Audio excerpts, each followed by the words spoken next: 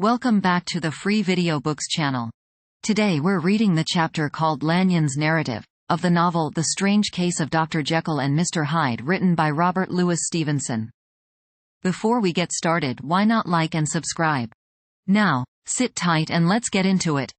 On the 9th of January, now 4 days ago, I received by the evening delivery a registered envelope, addressed in the hand of my colleague and old school companion, Henry Jekyll. I was a good deal surprised by this, for we were by no means in the habit of correspondence. I had seen the man, dined with him, indeed, the night before, and I could imagine nothing in our intercourse that should justify formality of registration.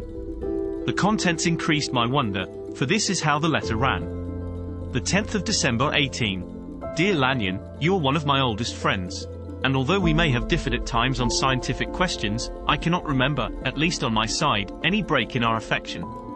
There was never a day when, if you had said to me, Jekyll, my life, my honor, my reason, depend upon you, I would not have sacrificed my left hand to help you. Lanyon, my life, my honor, my reason, are all at your mercy. If you fail me tonight, I am lost. You might suppose, after this preface, that I am going to ask you for something dishonorable to grant. Judge for yourself.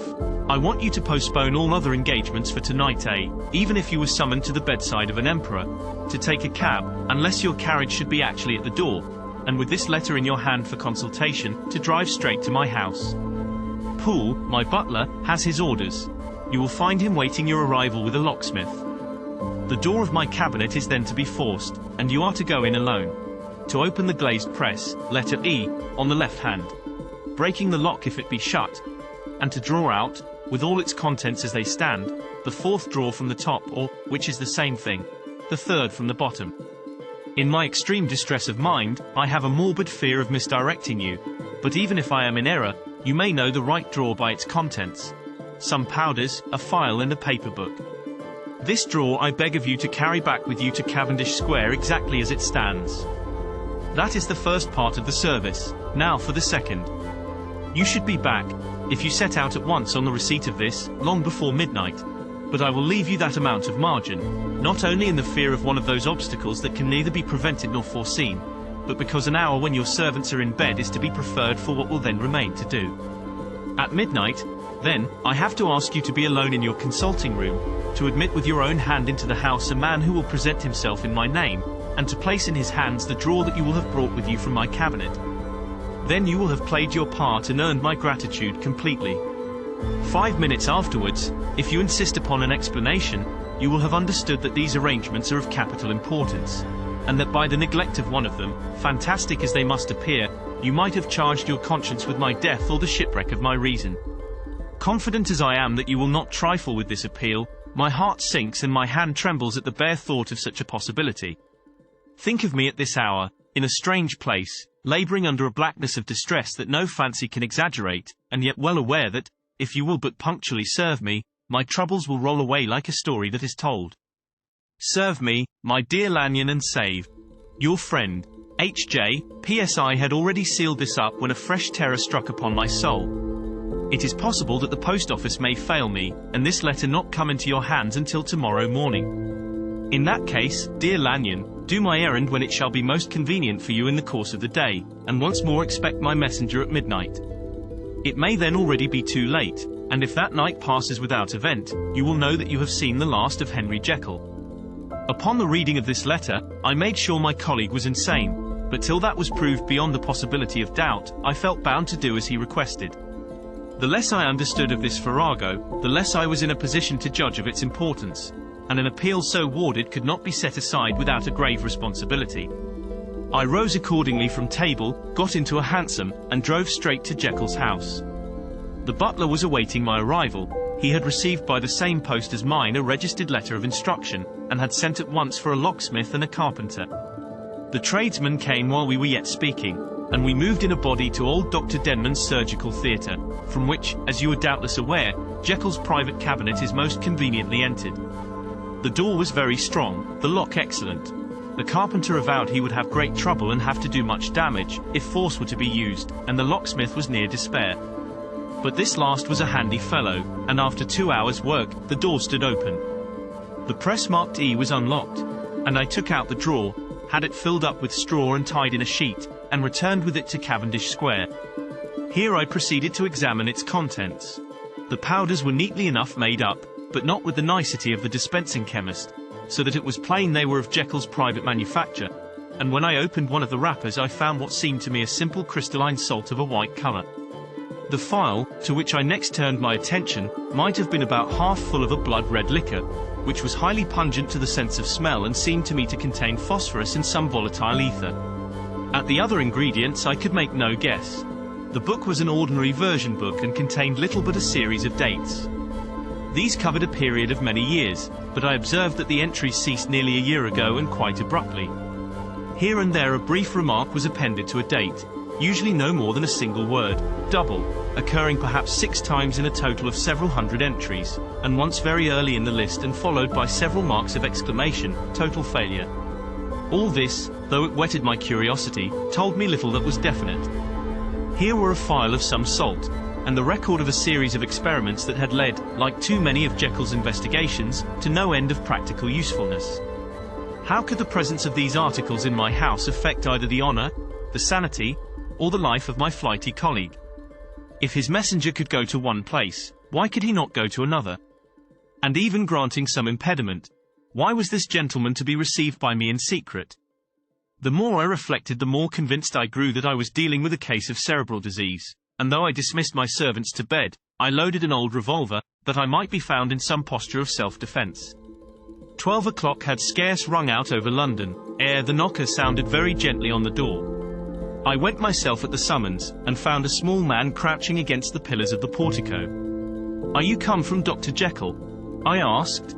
He told me, yes, by a constrained gesture, and when I had bidden him enter, he did not obey me without a searching backward glance into the darkness of the square. There was a policeman not far off, advancing with his bull's eye open, and at the sight, I thought my visitor started and made greater haste. These particulars struck me, I confess, disagreeably, and as I followed him into the bright light of the consulting room, I kept my hand ready on my weapon. Here, at last, I had a chance of clearly seeing him. I had never set eyes on him before, so much was certain. He was small, as I have said. I was struck besides with the shocking expression of his face, with his remarkable combination of great muscular activity and great apparent debility of constitution, and last but not least with the odd, subjective disturbance caused by his neighborhood. This bore some resemblance to incipient rigor, and was accompanied by a marked sinking of the pulse. At the time, I set it down to some idiosyncratic, personal distaste, and merely wondered at the acuteness of the symptoms, but I have since had reason to believe the cause to lie much deeper in the nature of man, and to turn on some nobler hinge than the principle of hatred.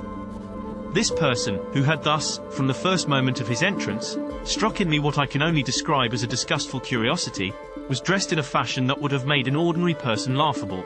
His clothes, that is to say, although they were of rich and sober fabric, were enormously too large for him in every measurement, the trousers hanging on his legs and rolled up to keep them from the ground, the waist of the coat below his haunches, and the collar sprawling wide upon his shoulders. Strange to relate, this ludicrous accoutrement was far from moving me to laughter.